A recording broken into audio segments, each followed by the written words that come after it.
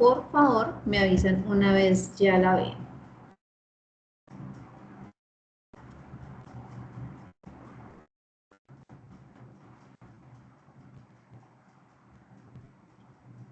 Ya, profe.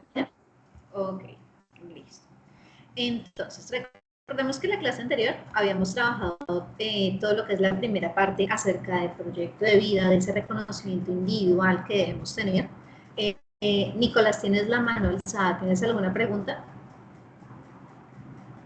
Sí, profe, más que todo no es una, buenas tardes, profe, más que todo no es una pregunta, sino que pues yo estoy ahí pendiente pues a la clase, a todo, pero es que lo que pasa es que en estos momentos estoy trabajando, pero pues yo estoy ahí pendiente a tu clase totalmente, y pues si hay posibilidad de participar, pues yo ahí con todo gusto participo. Entonces era para informarte de eso, ¿listo? Qué pena contigo. Dale, tranquilo. Igual las actividades, pues en caso de que no las alcances a desarrollar ahorita, pues en el transcurso de la semana las ejecutas. ¿Listo? Ok, listo, sí señora, claro que sí, muchísimas gracias. Vale. Bueno, retomando chicos, en la clase anterior hablamos acerca de todo ese reconocimiento individual que debemos tener acerca de nuestras propias características, habilidades, destrezas y aquellas que no son nuestras fortalezas para la ejecución como tal de ese proyecto de vida, de todo ese reconocimiento interno que nosotros debemos hacer de nuestra propia personalidad, de nuestro propio comportamiento y cómo este influye en la ejecución de ese proyecto de vida. Hoy vamos a relacionarlo, antes de ejecutar esa actividad del primer resultado, lo vamos a relacionar con la temática del segundo resultado de aprendizaje, que es diagrama de sistemas de la relación del individuo con el entorno. ¿Qué sucede? Que para que nosotros podamos ejecutar un adecuado proyecto de vida y pues para que nosotros funcionemos socialmente hablando, pues necesitamos sí o sí tener interacción con las demás personas. El ser humano es el único ser que es social por naturaleza. Sí o sí necesitamos de esa interacción con las demás personas para desarrollarnos en todos los ámbitos. Nosotros tenemos diferentes ámbitos de socialización. Por favor, quien tiene el micrófono abierto, lo silenciamos. Gracias. Entonces, como nosotros necesitamos la interacción con las demás personas, esta interacción es la que hace que fortalezcamos esas habilidades que tenemos, tengamos nuevos conocimientos, nuevos aprendizajes y pues terminemos ejecutando ese plan, esa ideación de proyecto de vida que tenemos y por ende pues planteemos un futuro para cada uno de nosotros. Entonces, ese diagrama de relaciones del individuo con el entorno es el reconocimiento de cada uno de los contextos a los que hacemos parte y cómo interactuamos con ellos. No es el mismo el nivel de comunicación, de interacción o de afinidad que tengo con mi familia en la intimidad de mi casa, de mi hogar, a la relación o la cercanía que yo puedo tener con un compañero de trabajo. Siguen siendo interacción, sigue siendo comunicación, pero ese nivel de afinidad, de acercamiento, se da de acuerdo al contexto en el que nos estemos desarrollando. Entonces, para conocer un poco acerca de ese diagrama de relaciones que tenemos en cada uno de esos entornos, tenemos que tener en cuenta que la familia es el contexto, perdón, es el núcleo principal de toda sociedad. ¿Por qué? Porque es que la familia es el eje principal de cada una de nuestras acciones. Cuando nacemos, de los 0 a los 5 años, los niños son como unas esponjitas que absorben absolutamente todo lo que encuentran en su contexto, tanto los comportamientos positivos como los comportamientos negativos. La familia, al ser ese primer contexto de interacción que tiene ese menor, es el que va a ayudar a gestar su desarrollo psicológico, su desarrollo social y esas pautas de crianza que lo van a acompañar a lo largo de la vida. Si bien es cierto, a medida que vamos agregando un nuevo contexto a nuestro desarrollo social, hay algunas cosas que vamos dejando de lado y otras que vamos fortaleciendo. Es importante tener en cuenta que lo que aprendemos desde casa es lo que nos va a acompañar en la mayor parte de nuestras vidas. Por eso es el órgano social más importante de todo contexto, de toda, valga la redundancia, de toda sociedad. De acuerdo al tipo de familia al que pertenecemos, del que venimos, es que se puede empezar a gestar ese desarrollo social. Todos nos desarrollamos socialmente hablando. Pero ¿qué sucede? De acuerdo al contexto, a ese tipo de familia al que pertenecemos, pues este desarrollo social va a ser mucho más rápido o mucho más lento. Existen varios tipos de familia y con ellos pues esas pautas de crianza que se gestan en cada una de ellas. La principal o la que históricamente siempre se ha hablado es la familia nuclear, hoy en día llamada familia biparental. Estas familias son las generadas o en las que existe mamá, papá, el hijo o mamá, papá y hermanos. ¿Qué sucede? En este sistema familiar siempre va a existir una figura de autoridad que por lo general se le relaciona al papá por ser la persona que económicamente sostiene el hogar y una figura permisiva que es la mamá. Tiende a ser la mamá. No es regla en todos los casos, pero tiende a ser la regla general. Aquí por lo general en esta situación papá y mamá se tienen que poner de acuerdo para establecer las pautas de crianza de este menor de edad. Que si este menor de edad no tiene hermanos, pues papá y mamá buscan la manera de que este niño socialice con vecinitos, con los primos, con la familia extensa, que aunque no vive con ellos, sigue siendo familia, para que este niño aprenda las bases ideales de desarrollo. Entonces, aquí mamá y papá son los que ponen como tal el orden o las pautas de crianza. En las familias reconstruidas, su nombre no lo indica, generan una nueva unión a partir de familias que existieron y que no funcionaron, empiezan un nuevo sistema familiar. Aquí aplica lo de los míos, los tuyos y los nuestros. Digamos, la mamá viene con una hija de una relación anterior, papá viene con un hijo de una relación anterior y entre ellos forman un nuevo hogar con nuevos hijos. Aquí el detalle o el dilema de socialización es que cada uno de estos niños ya vienen con pautas de crianza de ese contexto anterior, donde puede que mamá hubiese sido muy autoritaria, pero porque como está formando en este momento un nuevo hogar, tiende a ser más permisiva de lo que era anteriormente para que la niña se adapte a este nuevo hogar. Puede suceder eso, como puede que siga siendo todavía inclusive más autoritaria de lo que era en esa relación anterior. Aquí juega un papel muy importante la comunicación que estos dos niños van a tener dentro de ese sistema familiar. ¿Por qué? Porque estos dos niños, al tener un papá y una mamá biológica que no está conviviendo ya con ellos, van a empezar a disputar cuál es el rol que esta mujer y que este hombre van a empezar a desarrollar en sus vidas. Empieza como ese enfrentamiento de la autoridad que ellos empiezan a ejercer frente a la autoridad que ya tiene ese papá o esa mamá biológica que no convive con ellos.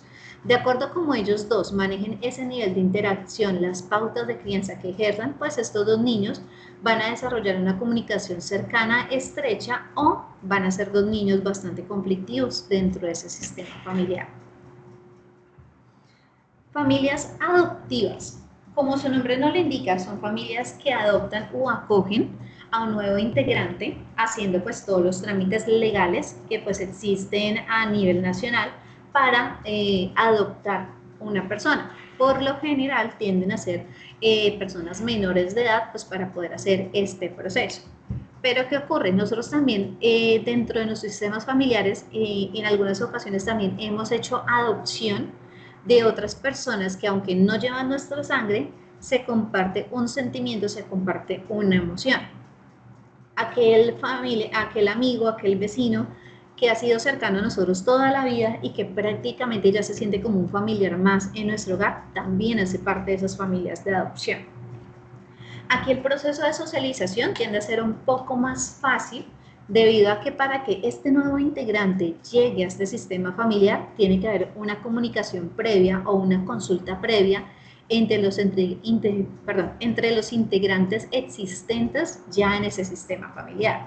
Es decir, si ya papá y mamá tenían hijos, informan a esos hijos, consultan a esos hijos sobre la posible llegada de este nuevo integrante. Entonces ya esta niña que va a llegar a este sistema familiar ya tiene una aprobación previa de esas dos personitas que tienen una edad similar a ellos y va a haber una mejor acogida de la misma.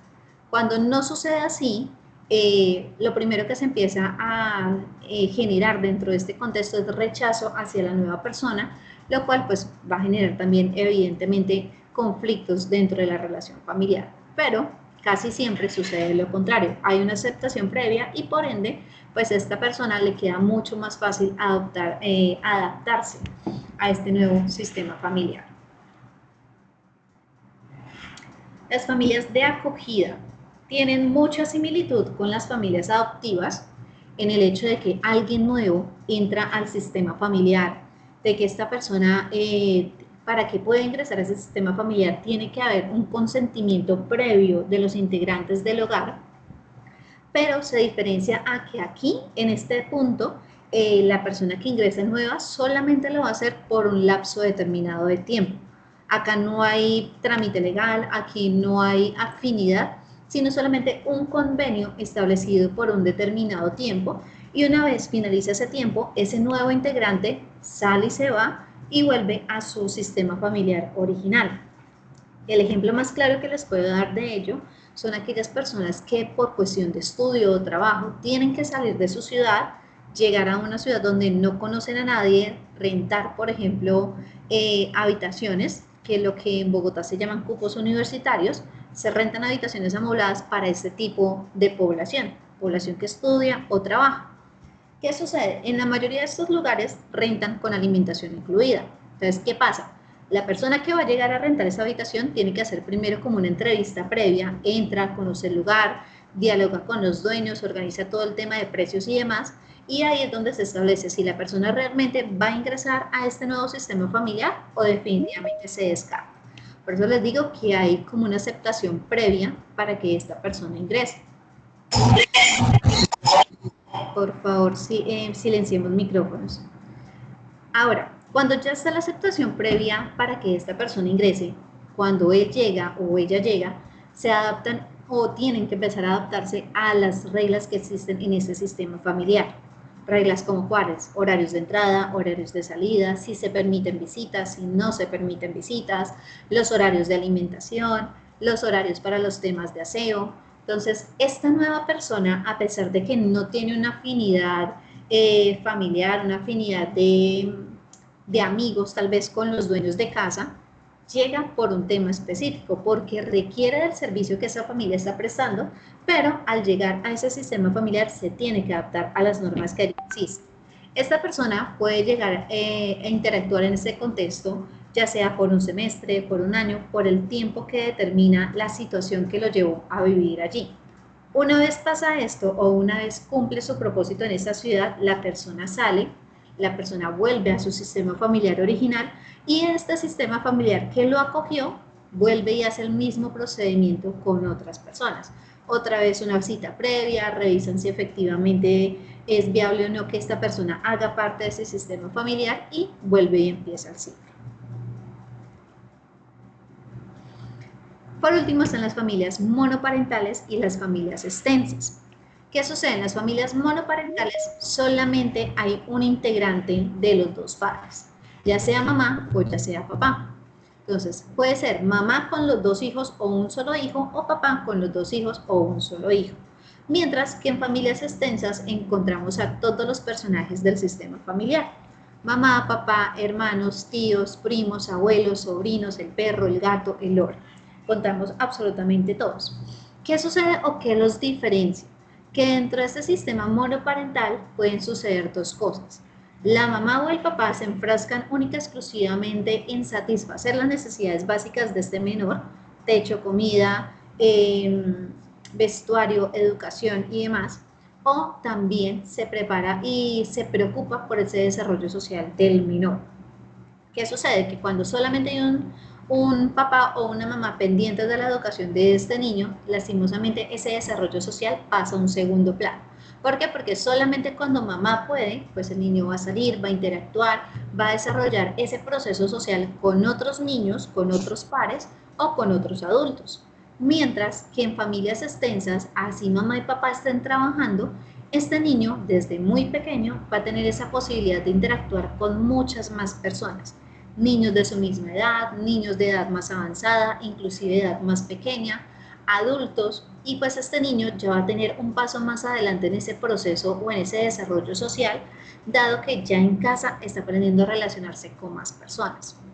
Cuando nosotros tenemos un reconocimiento interno de nuestras propias habilidades y destrezas, aprendemos reglas básicas en nuestro hogar, el siguiente contexto en el que nosotros empezamos a socializar es el contexto escolar. A los 4 o 5 años ya ese es el primer contexto al que tenemos que empezar a ingresar porque requerimos hábitos de educación y demás. Entonces, cuando ya llegamos a ese contexto, pueden pasar dos cosas, que este niño que siempre ha vivido con su familia extensa, ya se sabe relacionar, entra como pez en el agua y se defiende muy bien en este nuevo contexto. Pero puede que este niño, al permanecer tanto tiempo solo, al no tener tanta interacción con otras personas, se va a sentir un poco tímido, retraído, un poco aislado dentro de ese nuevo contexto, mientras coge confianza y empieza a desarrollar ese proceso social en ese contexto. No es que el niño no vaya a tener ese mismo desarrollo social que el otro menor, que este que vive con su familia extensa, solo que lo va a desarrollar un poco más lento que lo que ya lo realiza el niño que vive con familia extensa.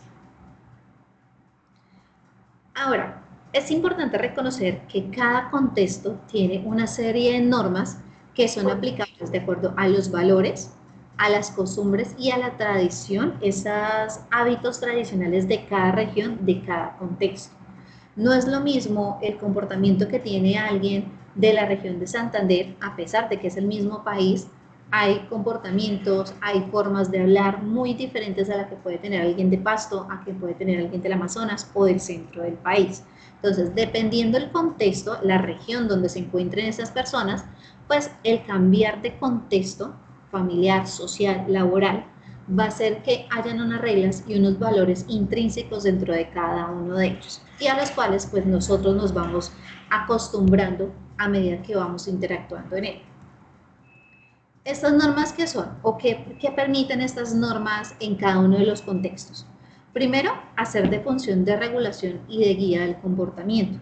¿Por qué? Porque intrínsecamente me van a enseñar a mí o me van a mencionar a mí el cómo me debo comportar en determinado lugar y en determinado momento.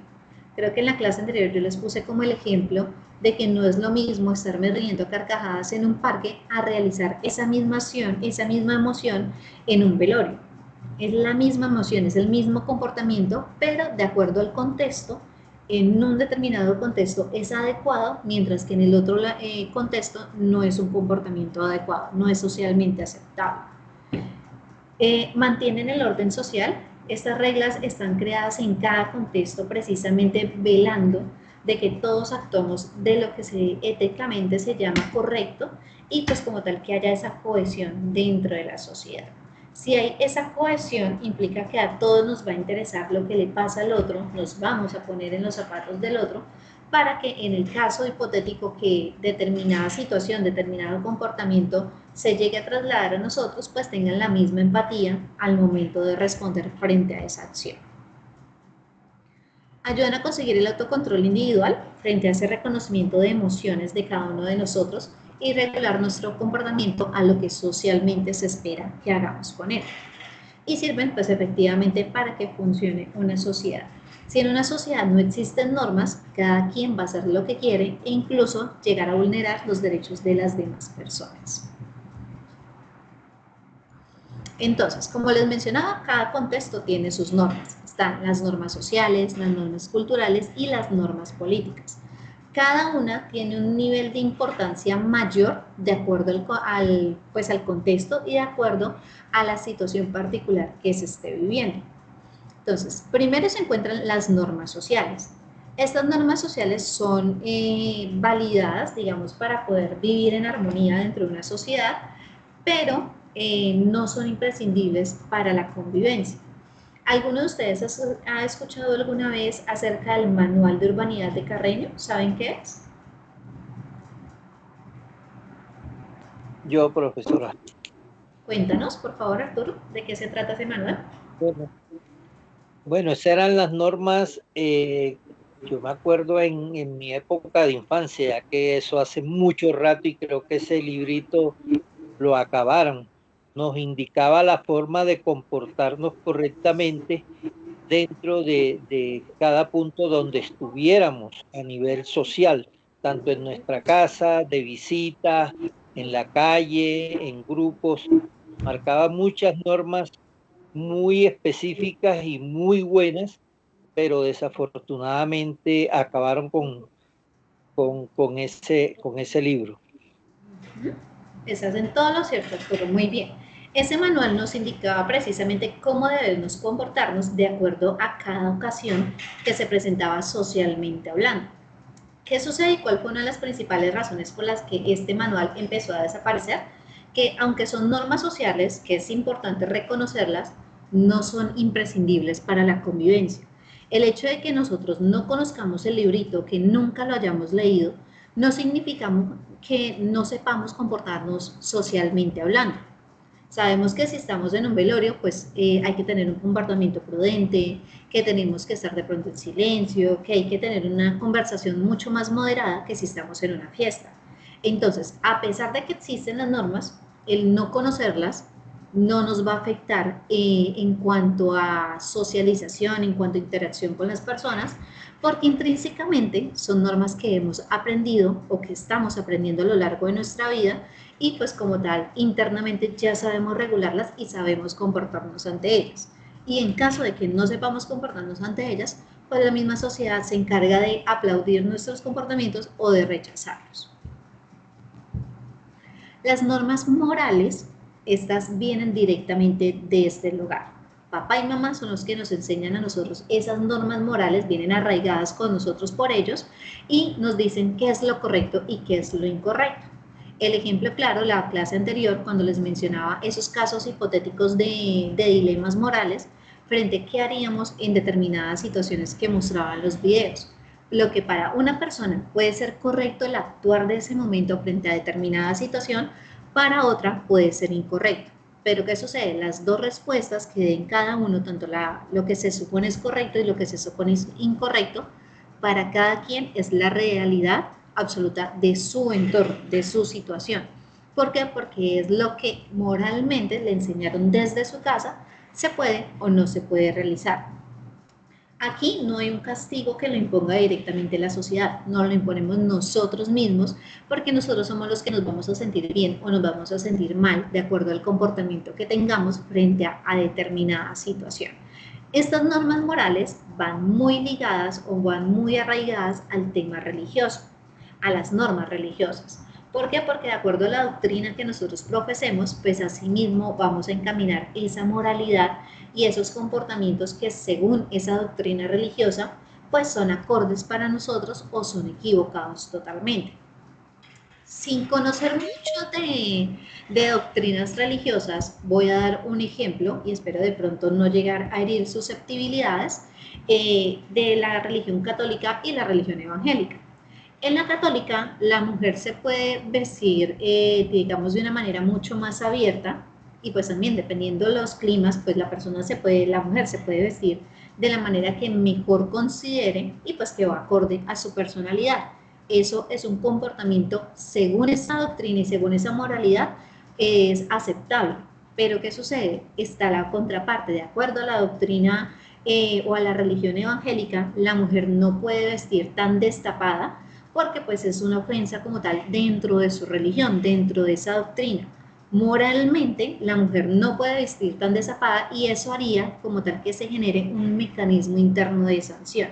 No solamente se sanciona la mujer misma, la persona del ejemplo, porque está incumpliendo con unas normas de su comunidad, sino también las personas aledañas a ese entorno y que hacen parte de esa misma doctrina religiosa, también hacen esa labor de señalamiento o juzgamiento porque se está saliendo de las normas que ya están establecidas dentro de esa sociedad. Entonces estamos hablando que la primera norma, la norma social, nos dice cada quien es libre de actuar de la manera que le parezca siempre y cuando respete a la otra persona. Mis derechos terminan donde empiezan los derechos del otro.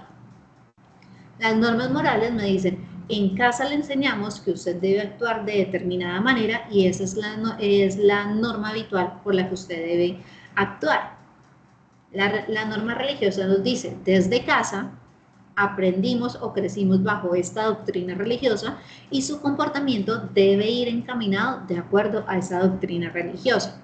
Entonces aquí, por eso dice que está muy relacionada con esa norma o esas reglas sociales a nivel moral, perdón, esas reglas morales. ¿Por qué? Porque están muy encaminadas a lo que ya creían mis padres anteriormente y me están inculcando a mí también. Las normas jurídicas, aquí digamos que es lo más macro a nivel de normas, porque estas son de cumplimiento obligatorio. ¿Existen para qué? Para que haya una regulación completa de la sociedad a la que se hace parte. Si no existieran las normas jurídicas y no se hicieran valer tal cual, cada quien haría lo que quisiera y se pasaría por encima de los derechos de las demás personas. Por ende, estaríamos atentando contra la integridad de la otra persona. Por ende, son de cumplimiento obligatorio, son impuestas por el Estado y aquí sí se generan sanciones, las cuales son no solamente es para corregir el mal comportamiento de la persona que ejecutó esa acción, sino también para que sirvan de ejemplo a las demás personas de la sociedad para que no repitan ese mismo comportamiento negativo. Aquí la salvedad o la diferencia que tienen estas normas con las normas sociales es que aquí, sin importar si yo conozco o no conozco las reglas, igual el castigo es el mismo. No conocer la regla no nos exime de la culpa. ¿Por qué se generan? Porque son las que deben como tal impartir ese control sobre la sociedad para que todos actuemos de una manera acorde y tengamos una comunidad o un sistema social unificado en el que todos saben de qué manera se deben comportar. ¿Qué es importante tener en cuenta? Que si bien es cierto, hay comportamientos que nosotros aprendemos desde casa y los desarrollamos y los fortalecemos a lo largo de nuestra vida, también hay algunos comportamientos que aunque vienen desde casa, nosotros vamos desechando a lo largo de nuestra vida. Porque al momento que nos vamos relacionando con los diferentes contextos, pasamos de vivir solamente en casa de papá, no tener más interacción, empezar a convivir con los compañeros, con los docentes de la escuela, luego el colegio, luego la universidad, luego el trabajo. Eso hace que de cada contexto aprendamos algo diferente, no solamente en cuanto a reglas, sino también a comportamientos de las demás personas, de nuestra misma edad, de nuestro mismo género, con los mismos gustos. Y eso hace que esas pautas de crianza que nos dieron en el hogar, pues las vayamos como desmenuzando, diciendo, esto sí me sirve, lo voy a mantener, o esto no me sirve, lo voy a cambiar por el comportamiento, por la pauta de creencia que tiene Pepito o que tiene María, porque me parece que van más acorde a lo que yo quiero ser. Ese reconocimiento lo vamos haciendo de una manera tan intrínseca que en muchas ocasiones no nos damos cuenta, sino hasta cuando ya tenemos muy arraigados ciertos comportamientos. Este video dice, los hijos hacen lo mismo que los padres y hace precisamente referencia a eso, que hay comportamientos que intrínsecamente los mismos niños van aprendiendo de sus padres y de ahí surgen esas pautas de crianza que van a fortalecer a lo largo de la vida o por el contrario van a tener que modificar. Entonces veamos el video.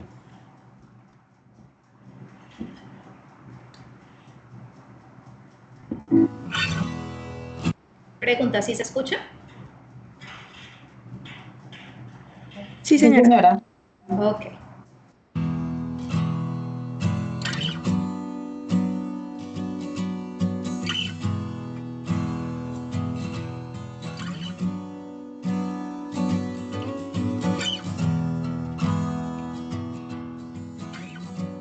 ¿Qué te pasa? ¡Estás muy lento!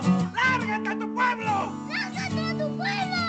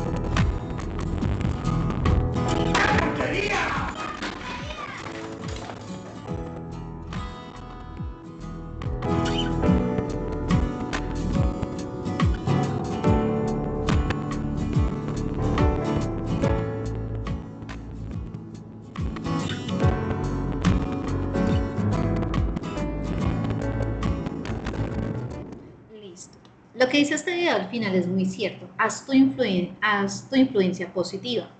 Cada uno de nosotros, al momento de convivir con menores de edad, estamos influyendo positiva o negativamente en ese menor de edad. Digamos que el video ejemplifica muy bien, no justificando, pero sí reconociendo la importancia que tienen esas pautas de crianza bajo las cuales crecemos. Digamos, hace 30, 40 años más o menos, era muy válido socialmente hablando que la mujer no tuviese voz ni voto, que estuviera 100% dedicada al hogar, que el hombre no podía ayudar con las labores del hogar porque esto le restaba hombría. Hoy en día sabemos que este tipo de situaciones no son socialmente aceptables, que ya en la sociedad que tenemos hoy en día esos comportamientos no son adaptativos, que no es normal vulnerar los derechos de las demás personas y que tanto el hombre como la mujer aportan económicamente a casa y que los dos tienen los mismos derechos como las mismas obligaciones dentro del hogar. Entonces, lo que hace 30, 40 años era muy normal, hoy en día ya no lo es precisamente porque se van surgiendo cambios en esas pautas de crianza y la sociedad que va surgiendo de esos hogares de hace 30, 40 años atrás han ido aprendiendo que hay comportamientos que ya no son adaptativos, que no son necesarios repetir y van generando otros estilos de crianza. Por eso hoy en día podemos encontrar esos dos patrones de comportamiento. Aquel que continúa trayendo esas falencias de los hogares anteriores donde habían gritos, insultos, maltratos y lo naturalizan al punto que ya creen que es la única forma de tener una relación dentro de ese sistema familiar. Como también están aquellas personas que dentro de su familia nunca hubo maltrato, siempre hubo una buena comunicación y al momento de formar un nuevo hogar, esas dos personas, aquella que viene de una familia violenta y aquella que viene de una familia más funcional, entra ese choque de culturas, porque al final cada familia es eso, una pequeña cultura en la cual se gestan hábitos, costumbres, creencias, y eso es lo que va desarrollando o fortaleciendo en cada contexto. Cuando esas dos personas entran a formar un nuevo hogar, hay ese choque de culturas. ¿Qué sucede? Que si los dos quieren repetir el mismo patrón de comportamiento de sus hogares anteriores, esa relación no va a funcionar. Porque mientras uno es demasiado hostil, la otra persona tiene una comunicación mucho más adaptativa, por así decirlo. Si las dos personas no llegan a un punto medio, a un equilibrio socialmente hablando, para poder gestar una nueva relación, esa relación nunca va a funcionar. Por eso, cada uno de nosotros, a pesar de venir de un hogar conflictivo o un hogar de bastante comunicación, cada uno de nosotros somos los que decidimos si continuamos esos mismos patrones de comportamiento o los vamos modificando. ¿Por qué? Porque existe todavía muchas personas que crecieron en un hogar hostil, que evidenciaron esos comportamientos como la forma más natural de un sistema familiar y crecieron creyendo que esta era la única manera de tener un sistema familiar y se siguen comportando de esa manera, no modificaron sus comportamientos. Pero también están aquellas personas que a pesar de venir de un hogar hostil, donde hubo de pronto necesidades en cuanto a hambre, golpes, violencia, maltrato, lo vivenciaron y llegaron a un punto en que dijeron, yo no quiero vivir esto mismo con mi propia familia y empezaron a cambiar ese esquema de comportamiento. Al cambiar esos esquemas de comportamiento también modificamos nuestro proyecto de vida porque estamos cambiando todas las reglas de juego que ya conocíamos y las estamos adaptando a eso nuevo que estamos viviendo. Por eso es tan importante la relación o esa pauta de creencia que se gesta dentro del sistema familiar. Nosotros tenemos 4 elementos importantes en cuanto a socialización. El primero, y vuelvo lo repito, es el sistema familiar. ¿Por qué? Porque es la base de toda sociedad. Socialmente hablando, arranca desde el sistema familiar, desde cómo es la relación con mamá y papá y asimismo cómo va desarrollando esta socialización con las demás personas. ¿Qué influye principalmente dentro de la familia para que una persona sea socialmente adaptable, digámoslo así, o aceptable, digámoslo de alguna manera, o una persona que socialmente no se adapta, que no es acorde? Primero, el nivel socioeconómico de la familia influye muchísimo. ¿Por qué? Porque una persona que tenga de pronto la oportunidad de satisfacer todas sus necesidades básicas va a ser una persona, digámoslo de alguna manera, con menos resentimientos. ¿Por qué? Porque tiene cómo satisfacer esas necesidades y su pensamiento principalmente no se va a ir hacia lo negativo, sino a lo positivo de las situaciones que empiece a vivenciar. Los ingresos percibidos de la familia, el cómo se manejan esos ingresos también influye muchísimo en cómo ve la vida ese menor de edad. Si yo como papá o mamá recibo mi dinero, recibo el sueldo que estoy devengando y el mismo día lo despilfarro todo, le estoy enseñando a ese menor que en un solo día puedo despilfarrar el dinero sin tener en cuenta todas las necesidades que tengo a lo largo del mes, que es importante hacer una planeación adecuada para poder satisfacer todas esas necesidades. Nivel cultural como nivel educativo de papá y mamá. Son dos aspectos muy diferentes, pero que están también muy relacionados. Nivel educativo, todo lo que tiene que ver directamente con educación formal. Primaria, secundaria, educación media, pregrado, posgrado y demás. Nivel cultural, el reconocimiento real que tiene una persona de las vivencias, del aprendizaje que no se tiene directamente dentro de la escuela, ese aprendizaje del día a día que genera como tal una experiencia y como tal del cómo ven la vida esos progenitores. Muchas veces es más importante este nivel cultural que el mismo nivel educativo, porque el nivel cultural es el que le va a enseñar esos hábitos de ahorro, de preparación, de comunicación y de experiencia que ya tiene el papá por su ritmo de vida, por su aprendizaje de vida, que por lo que pueda enseñar una escuela, un colegio. En escuela y colegio aprendemos todo lo técnico, todo lo formal que necesitamos para poder desarrollarnos en un contexto y tener una profesión específica. Pero en casa se tienen que enseñar todas las habilidades sociales que nos van a permitir desarrollar esas habilidades técnicas que aprendemos en la casa, que aprendemos en la escuela o que aprendemos en el colegio. Anteriormente se tenía muy clara esta situación y papá y mamá se encargaban de los valores y en la escuela se encargaban solamente de lo técnico.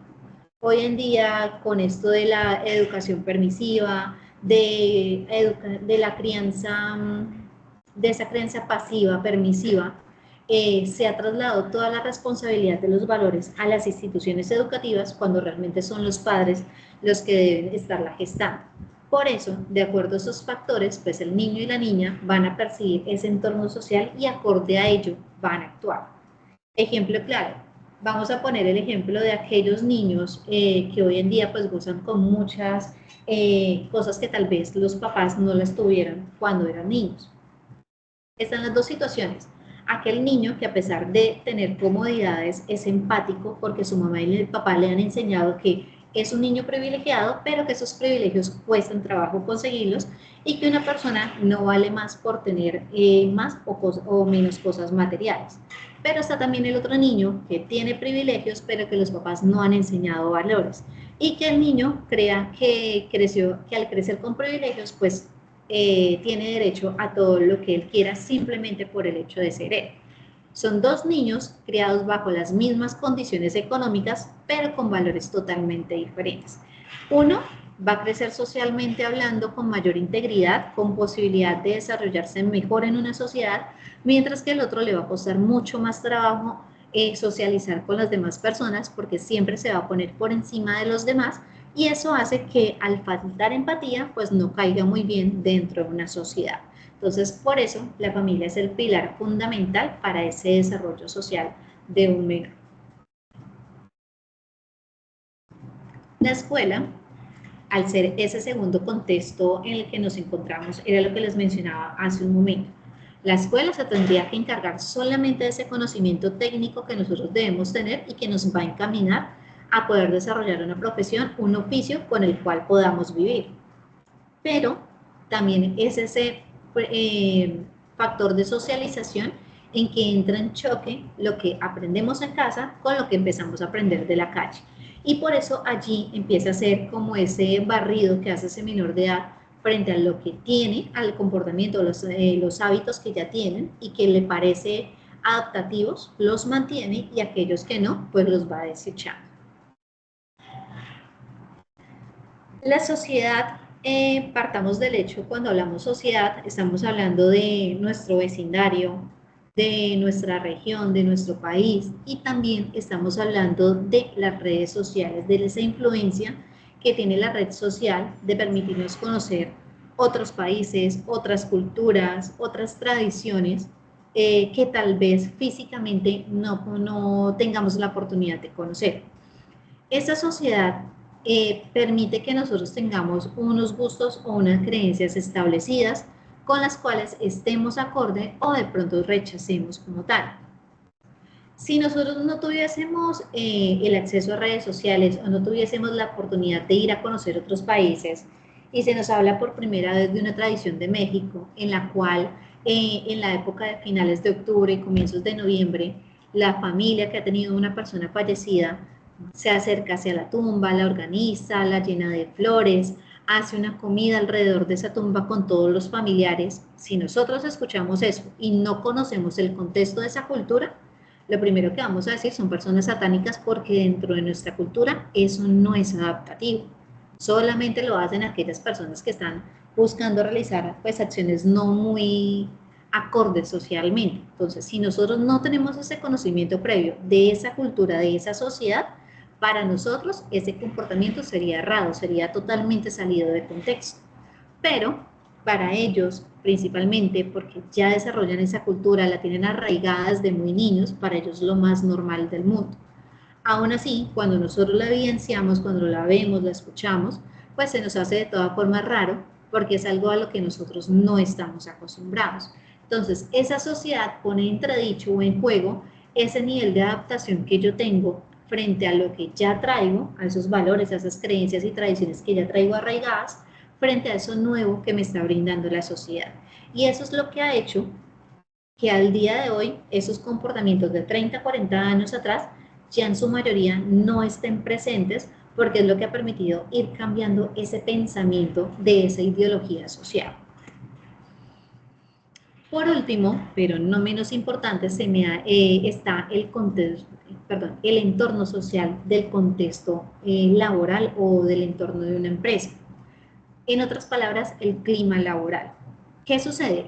Aquí podemos encontrar el factor principal que puede fortalecer o que puede dañar un sistema familiar. Todos nosotros trabajamos porque requerimos ese dinero para satisfacer las necesidades básicas de nuestro hogar, ¿cierto? Techo, comida, pagar servicios, educación, transporte, alimentación, vestuario, recreación, todas las necesidades que como seres humanos tenemos para poder crecer como persona y profesionalmente. Hay dos situaciones para poder ejemplificar cómo influye este entorno social dentro de ese entorno familiar. Está primero el trabajador que consiguió un trabajo, que consiguió un puesto en aquello en lo que estudió, se especializó y tiene experiencia, le pagan bien, tiene buen horario de trabajo, su lugar de trabajo no está tan lejos de su lugar de residencia, tiene compañeros de trabajo, jefe inmediato que escuchan activamente, que si tiene alguna queja prestan atención a lo que él habla y lo retroalimentan de la manera adecuada, es decir, tiene un muy buen lugar de trabajo. Esta persona dentro de ese contexto laboral se siente tan a gusto que es una persona que va a rendir mucho más, que le va a dar gusto ir a trabajar, no lo va a ver solamente como una obligación, sino también como algo que desea hacer, porque crece personal y profesionalmente, y pues siempre va a tener una buena actitud al salir de trabajo. Y esa buena actitud la va a desplazar hacia su sistema familiar y va a haber una comunicación acorde en todos los sistemas. Ahora está el otro caso. Aquella persona que a pesar de haberse preparado, haber estudiado, no ha podido conseguir trabajo en su profesión y tuvo que escoger o aceptar un trabajo diferente precisamente porque hay necesidades que satisfacer, tuvo que aceptar un trabajo diferente. En este trabajo no le pagan muy bien, es un trabajo en el que tiene que hacer horas extras que no son remuneradas, tiene una distancia considerable del trabajo a la casa, hay siempre regaños injustificados, hay chismes, hay problemas, tiene un ambiente de tensión bastante fuerte dentro de ese lugar de trabajo. Primero, va al trabajo por obligación, porque sabe que necesita satisfacer esas necesidades básicas del hogar y que no ha podido conseguir algo mejor. Entonces, el trabajo ya lo ve como una obligación a la que sí o sí hay que asistir. Dentro de este lugar, al haber tantos problemas, tantos conflictos, la persona se va a cargar tan negativamente que se puede enfermar o puede ir totalmente estresado a la casa. Sucede que con esta situación empieza a suceder lo que se llama el círculo de la violencia. Directa o indirectamente, en todo sistema familiar siempre se generan unos roles de poder debido al contexto económico. ¿Por qué? Porque se tiende a creer que quien lleva el dinero al hogar es quien tiene más poder sobre este sistema. Entonces, tradicionalmente hablando, papá es el que lleva el dinero al hogar, por ende es la cabeza principal del hogar.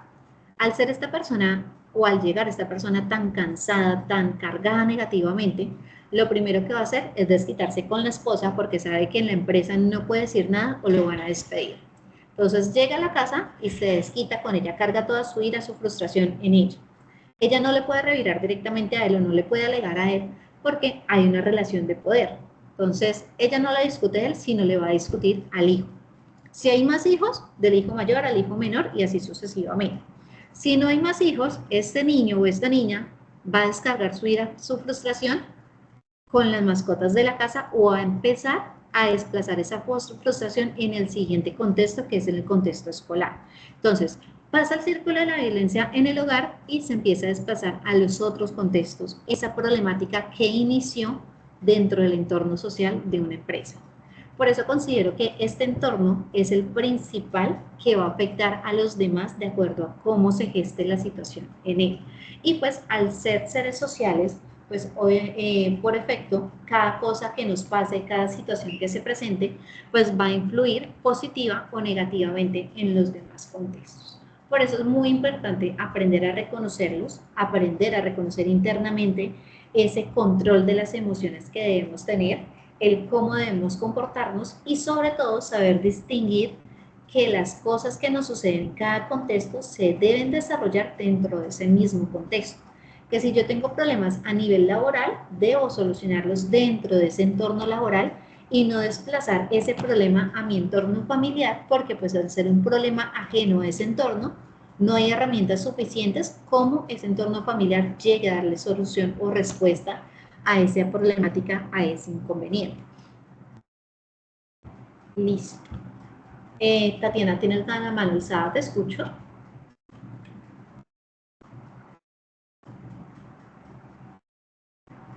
Profe, qué pena, es que yo iba a decir que yo no sé si es solo a mí, o no sé si tú no estabas compartiendo pantalla, pero a mí no me aparecía. ¿Pero ya te aparece? No, profe. ¿A los demás les aparece la pantalla? Sí, profe, a mí sí. Igual ya te la desactivo y la vuelvo a activar para ver si de pronto es eso. Bueno, chicos, la parte explicativa de la teoría va hasta ese punto, ¿cierto? De cómo influye cada contexto en ese proceso de socialización de cada uno de nosotros. ¿Qué es el ideal? Vamos a hacer dos actividades. Una para el reconocimiento de ese aspecto individual, de cómo nuestros comportamientos, nuestras acciones o decisiones de vida, pues van a afectar a los demás contextos a los que pertenecemos. Y otra ya más de reconocimiento individual de cómo yo interactúo en cada uno de esos contextos. Entonces voy a dejar de compartir, voy a compartir nuevamente, a ver si de pronto eso era lo que estaba fallando. Confirma, Tatiana, si ya ves mi pantalla.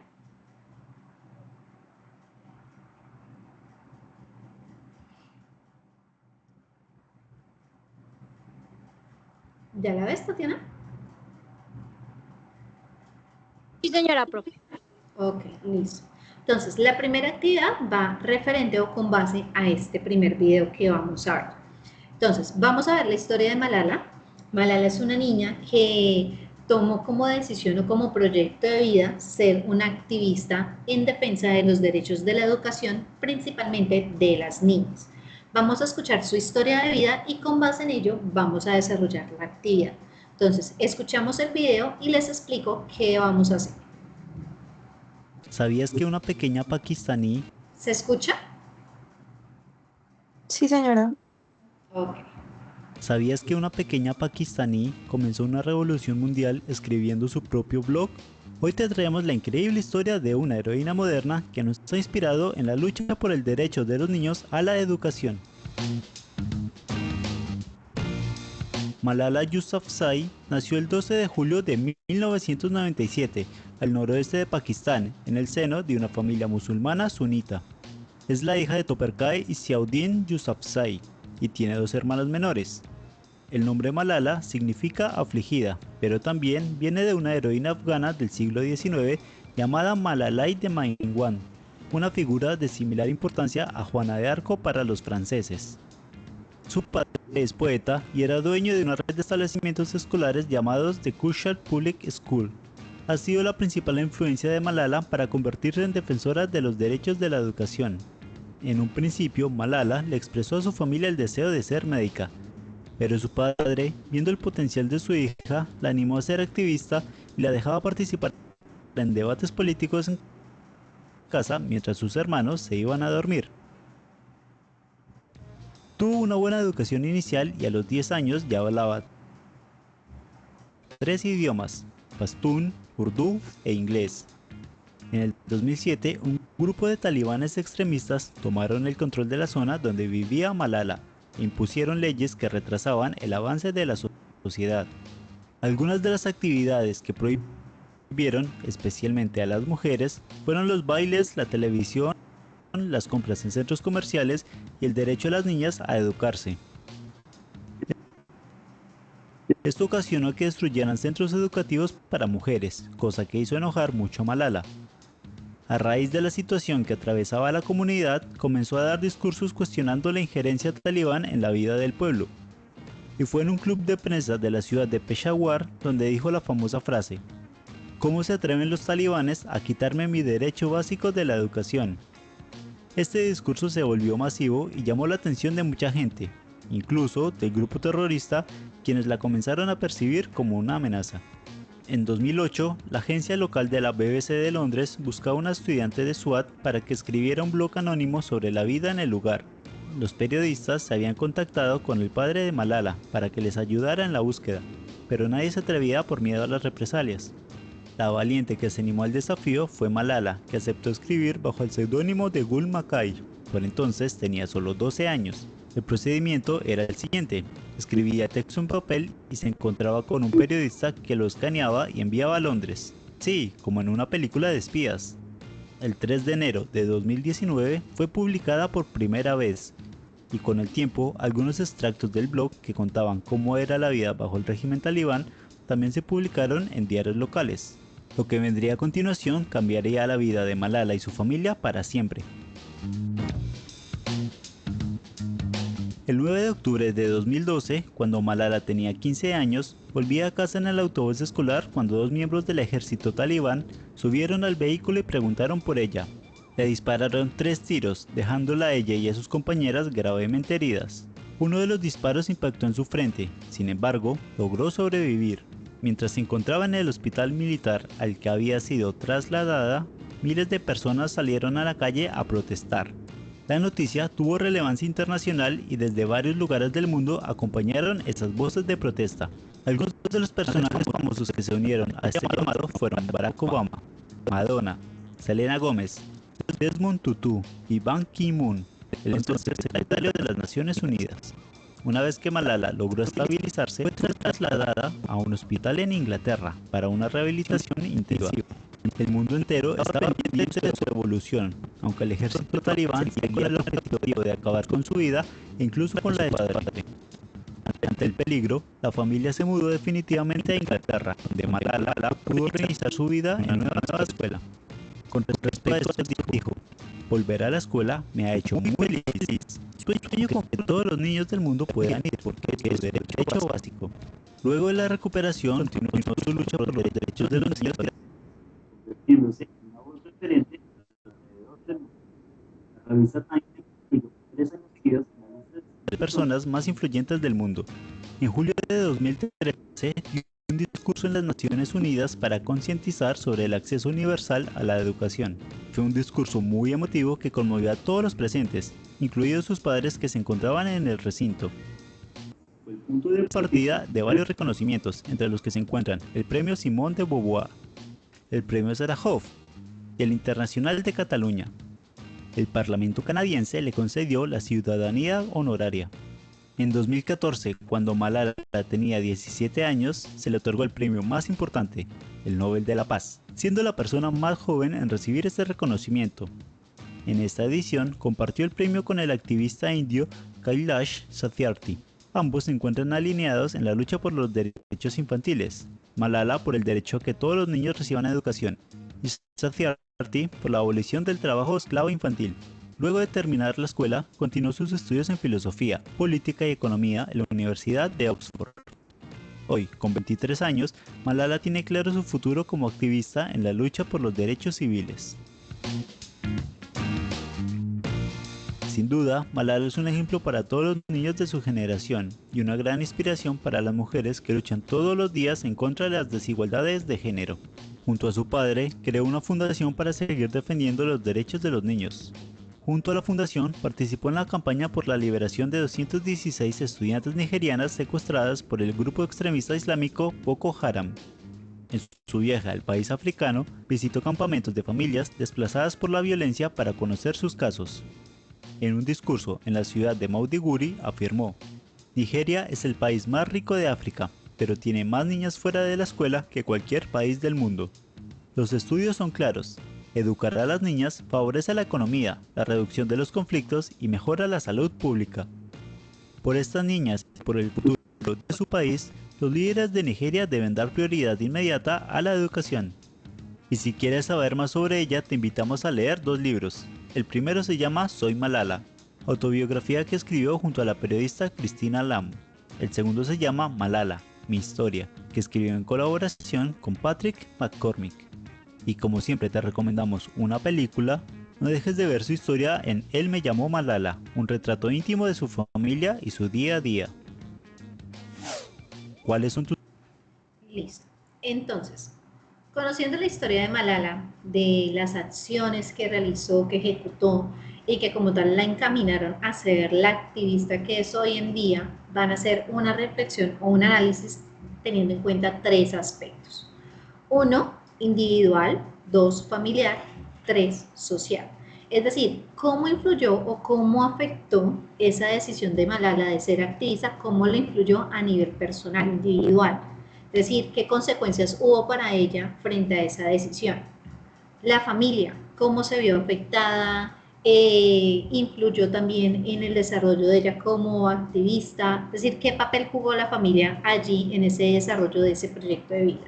Y socialmente hablando, cómo se vio involucrada la sociedad, si tuvo afectación en ella, si fue una decisión totalmente aparte y ella fue señalada, juzgada, es decir, qué consecuencias hubo a nivel social frente a ese desarrollo de ese proyecto de vida. ¿Clara la actividad que van a ejecutar, chicos? Sí, señora, una pregunta. Profe, Listo. Dime, Arturo. ¿hay algún límite de líneas? ¿Son 10 líneas, 15 líneas o uno lo que uno capte o diga resumidamente?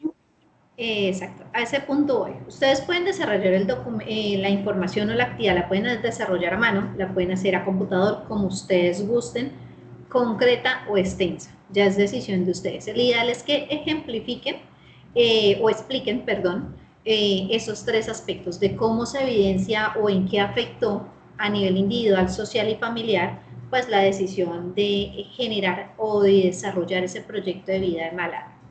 ¿Listo? Son las 2:05 de la tarde. ¿Les parece si a las 2:25, mejor dicho, no, 2:30 empezamos a socializar?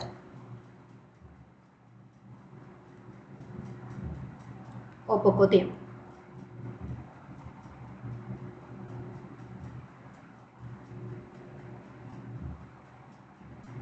Bueno, como no respondieron, entonces 2:25, activo nuevamente el micrófono, miramos si ya terminaron la actividad e iniciamos socialización. ¿Listo? Voy a silenciar el micrófono mientras desarrollan la actividad, más sin embargo aquí quedó el pendiente.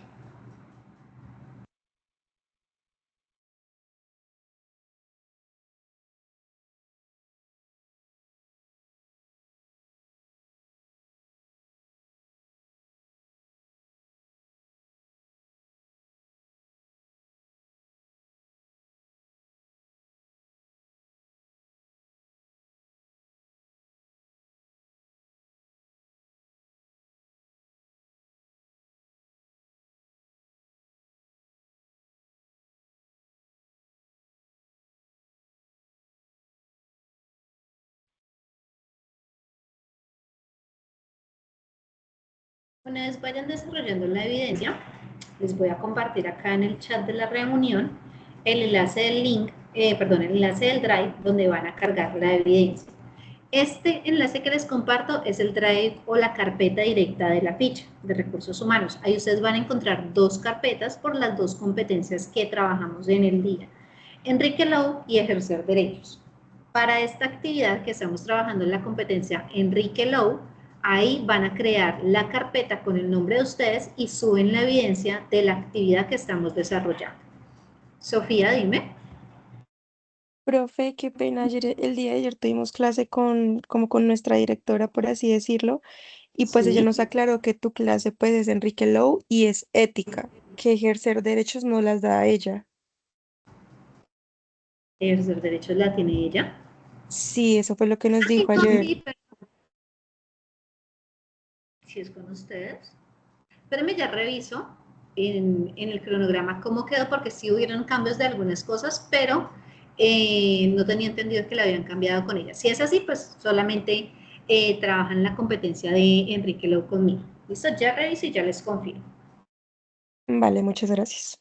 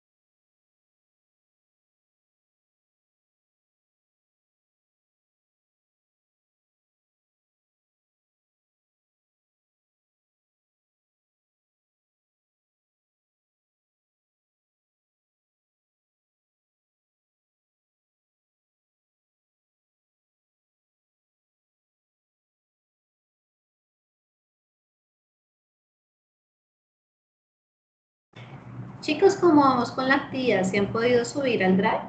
Es que algunos me están escribiendo por interno que no les aparece la carpeta, que no les permite subir.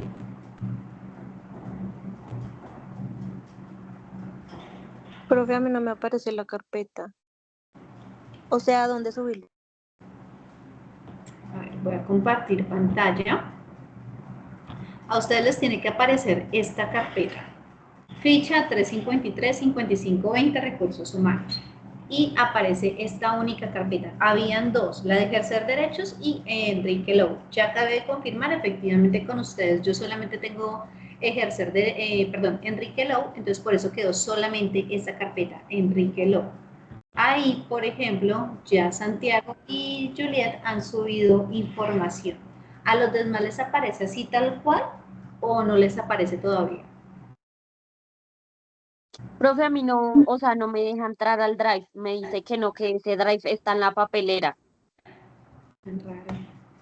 Profe, ¿no se supone que teníamos otro drive donde el sábado antepasado que tuvimos la clase habíamos subido unas evidencias? Déjame reviso porque es que tengo varios grupos, pero yo no creo que les haya cambiado la carpeta. No sigue siendo la misma. Yo les cambié, no, no creo. Igual el sábado pasado no, hace 8 días no tuvimos clase. Tuvimos una primera clase el sábado primero, pero Sí, déjame ya. profe, a mí la carpeta me aparece que se llama clase de ética Enrique Lowe, sábados. No, esa carpeta no la creé yo. Todas las carpetas de las fichas que yo tengo siempre van con el número de ficha y el nombre del programa. Entonces, esa carpeta no fue creada por mí. Voy a compartirles este enlace para que suban ahí la evidencia, ¿listo? Para ver si les aparece bien la información.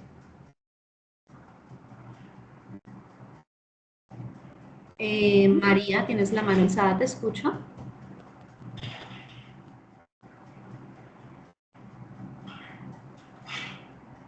¿Me confirman, por favor, si les aparece ya esta carpeta? Si les deja Profe, qué ingresar, si pena, les... una pregunta. Dime. Entonces, las dos evidencias que teníamos, ¿las podemos también enviar a esta carpeta, a este Drive? Pero chicos, a ver, recordemos, la primera clase que tuvimos el sábado primero, pues de Enrique Lowe, esta competencia no habíamos dejado evidencia porque habíamos trabajado solamente los videos, que fue cuando hicimos ese análisis de los dilemas morales y pues esa comparación entre ética y moral. Habíamos hecho actividad de ejercer derechos, pero como de ejercer derechos, la profe Sandra es la que les va a estar dando esa competencia, conmigo esas evidencias pues ya no aplican. O sea, ya no tendrían que realizarlas, sino seguir el proceso que llevan con la profe Sandra. Entonces, esas dos evidencias ya no serían necesarias. Hasta hoy que volvemos a retomar clase es que estamos haciendo las primeras evidencias de Enrique Lowe. Es decir, partiríamos de cero porque la primera clase no hicimos evidencia.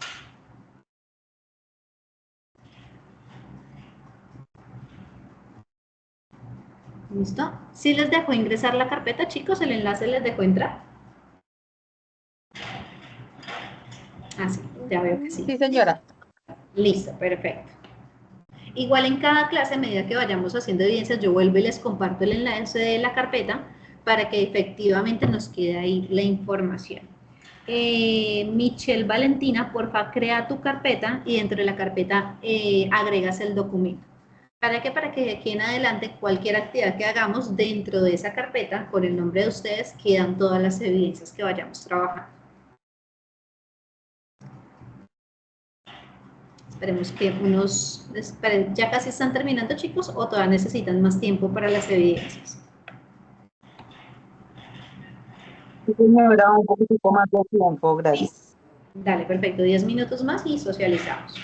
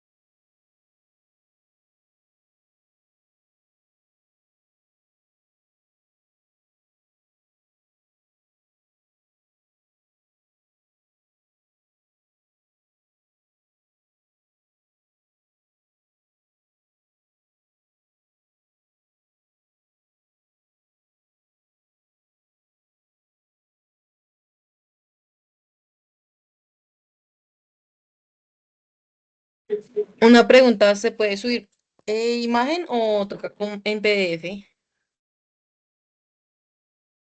El ideal es que sea en PDF para poderlo visualizar bien. ¿PDF? Sí, señora. Gracias. Ay, profe, yo lo subí por Word, pero no hay problema o toca sí o sí en PDF. No, no hay problema. O sea, lo que pasa es que el tema de la imagen es que muchas veces toca ampliarla para poder leer bien el documento. O sea, cuando ya viene directamente en documento, ya sea Word, PDF, PowerPoint, es mucho más fácil la visualización.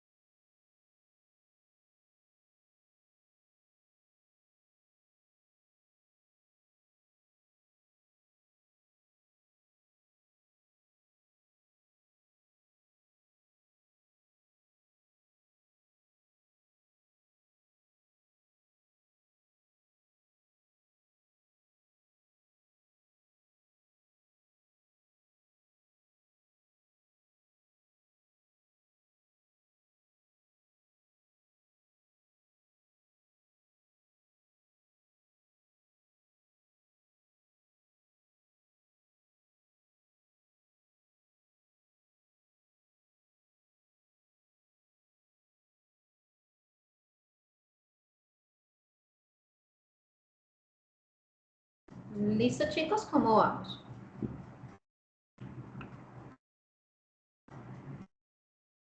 Listo. En este momento me aparecen 17 carpetas, hay 20 personas conectadas, es decir, faltan 3 personas por cargar, asumo que son los que no han podido en este momento, pues por temas de conectividad.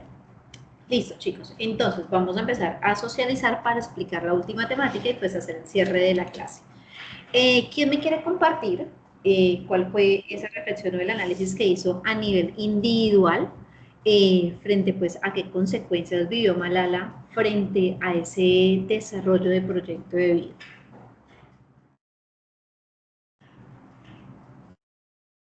Adriana.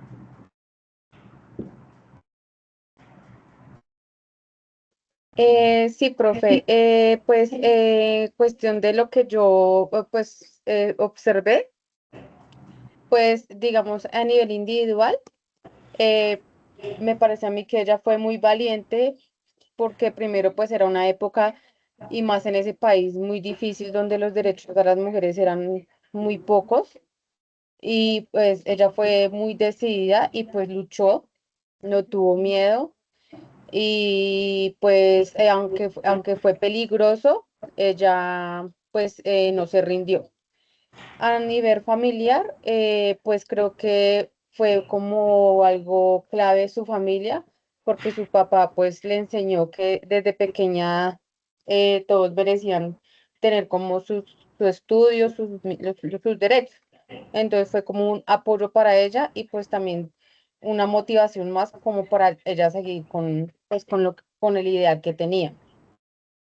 En nivel social, creo que impulsó a otras personas a que todos tenemos los mismos derechos, sin importar si somos hombres, mujeres, niños, niñas, que todos tenemos los mismos derechos. Entonces fue como una activación a nivel mundial que pues que causó que todos pues se unieran a su iniciativa.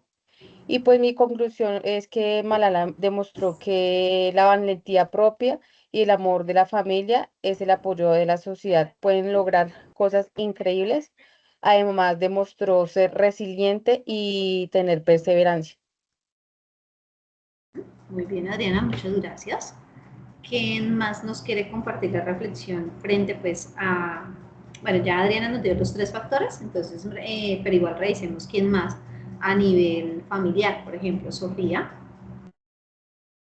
Profe, también como decía la compañera, yo siento que fue muy fundamental que la familia le estuviera apoyando, sobre todo el papá que la motivó siempre desde pequeña como a expresarse libremente y como lo decía ella en la parte individual, que es un país y en su momento, eso sí todavía lo es, imagínate en su momento cómo era difícil para que una mujer pudiera alzar la voz. Muy bien, muchas gracias. ¿Quién nos comenta a nivel social?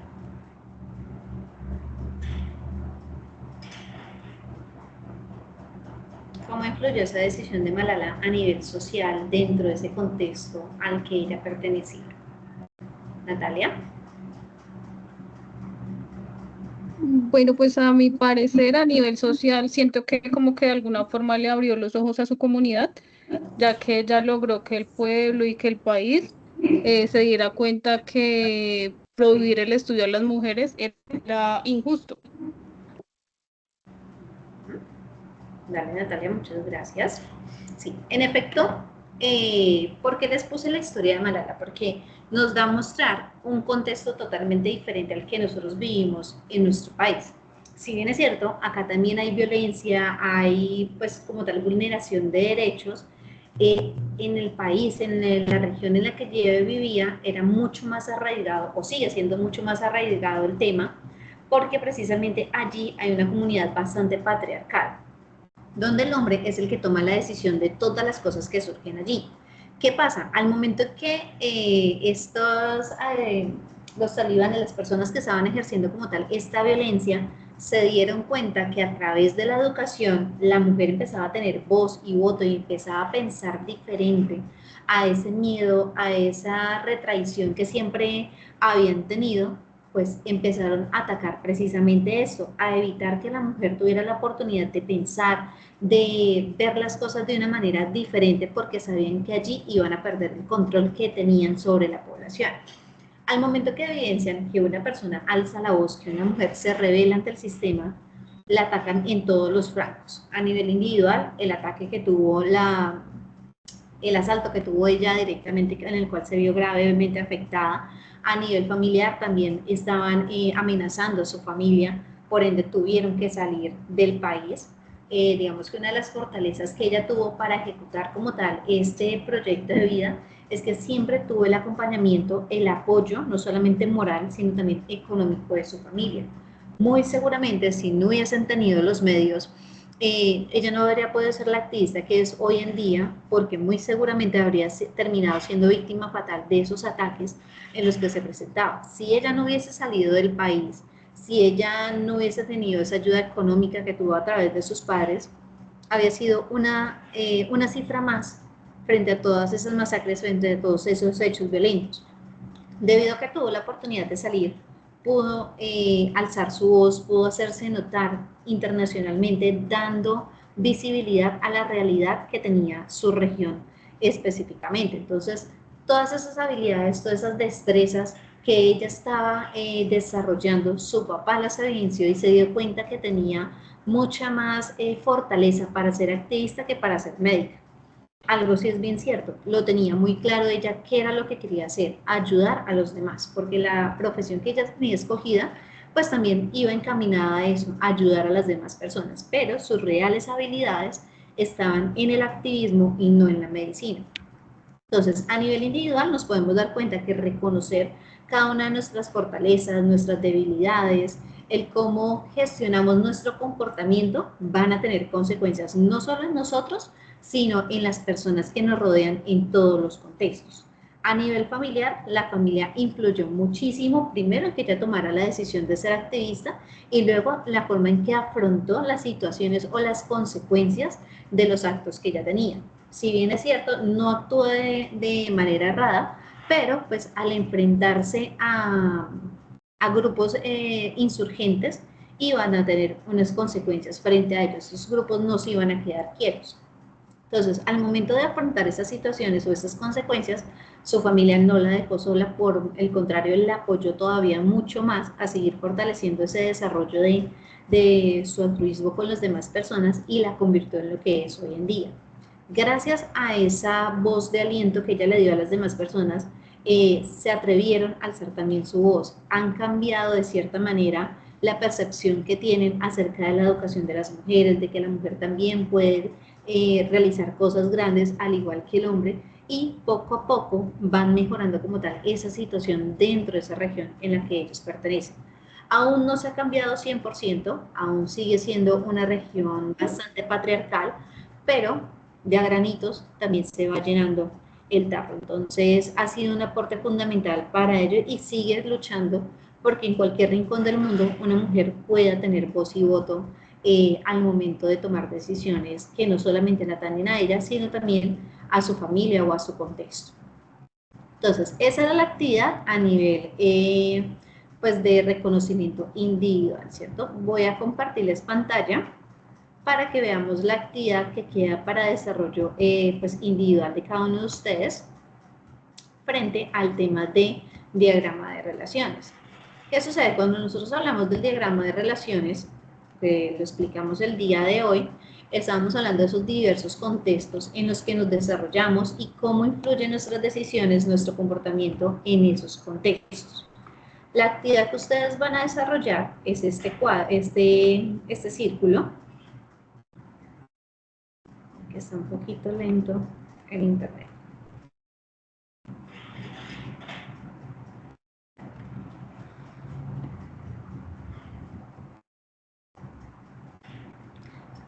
El diagrama de relaciones son estos circulitos con los contextos que ya explicamos dentro de la clase.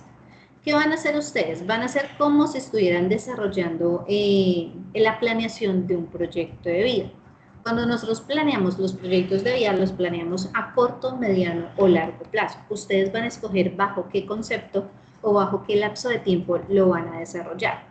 ¿Qué es el ideal? Que en este diagrama de relaciones planteemos el cómo nos visualizamos dentro de esos lapsos de tiempo. Ejemplo, yo voy a tomar el ejemplo de mi proyecto de vida dentro de 5 años, es decir, a largo plazo. Denme un segundo que eso está más lento. Entonces, dentro de este sistema de relaciones, el primer círculo es ese reconocimiento interno, tema que tratamos en la primera clase y pues estamos reforzando en esta. Entonces, dentro de ese reconocimiento interno, yo hoy en día tengo unas motivaciones, tengo unos principios y tengo unos valores. Si yo lo voy a plantear a 5 años, debo especificar si esas motivaciones, principios y valores que tengo hoy van a ser los mismos que voy a tener dentro de 5 años, o hay aspectos de esa personalidad, de ese comportamiento, de mi forma de ser que pienso cambiar dentro de 5 años. Puede que hoy yo sea de pronto bastante retraída, bastante ensimismada por características propias de mi personalidad. ¿Qué esperaría? Que de pronto dentro de 5 años sea una persona de pronto más sociable, que me guste más interactuar con otras personas, conocer gente nueva. Puede que sea ese mi propósito a nivel individual dentro de 5 años.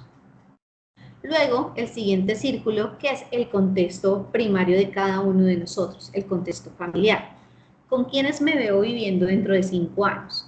Ya tengo esposo, tengo hijos, sigo viviendo con mi mascota o tal vez estoy viviendo con mis padres. ¿Cómo es esa relación con las personas con las que estaré viviendo dentro de ese lapso de tiempo? Luego, el siguiente contexto, que es el contexto social. Recordemos que eso dentro de ese contexto social nos habla de esa relación cercana que tenemos con personas, ya sea del ambiente escolar, si estamos estudiando, qué personas, si estamos estudiando tal vez dentro de 5 años con personas conocidas, tal vez con mi mejor amiga o mi mejor amigo, decidimos estudiar y estamos terminando una especialización dentro de 5 años tal vez. Sigo viviendo en el mismo vecindario de siempre, me cambié de ciudad, tengo nuevos vecinos. ¿Cómo se desarrolla ese proceso?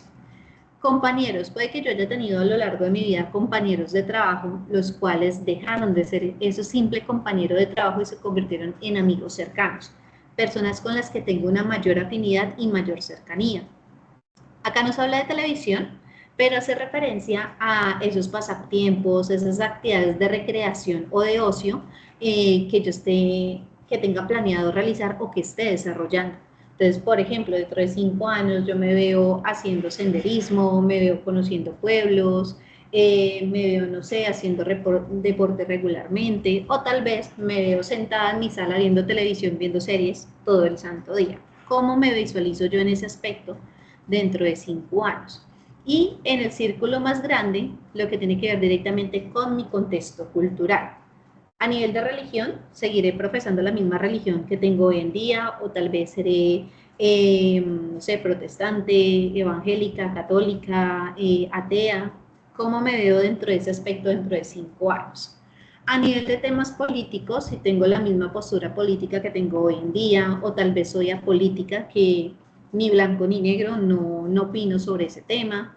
En cuanto a trabajo, sigo trabajando con el SENA, tal vez monté mi negocio propio, o tal vez dentro de 5 años estoy pensionada y disfrutando de esa pensión. ¿Cómo me veo en esos contextos dentro de 5 años? Ese sería el ejemplo de cómo ustedes lo deben desarrollar. Entonces, ustedes hacen el ejercicio con ustedes mismos en esos lapsos de tiempo y diligencian como tal el círculo. Importante que sigan el mismo esquema porque pues por eso se habla de diagrama de relaciones, de cómo desde mi reconocimiento interno, de mi personalidad, de mis hábitos, de mis costumbres, me voy desarrollando en los demás contextos para poder desarrollar ese proyecto de vida. Esa actividad ustedes la realizan y la cargan dentro de la carpeta que crearon el día de hoy. ¿Clara la actividad? ¿Tienen alguna duda con respecto a ella? Adriana y Natalia, ¿se les quedó la mano alzada o tienen preguntas?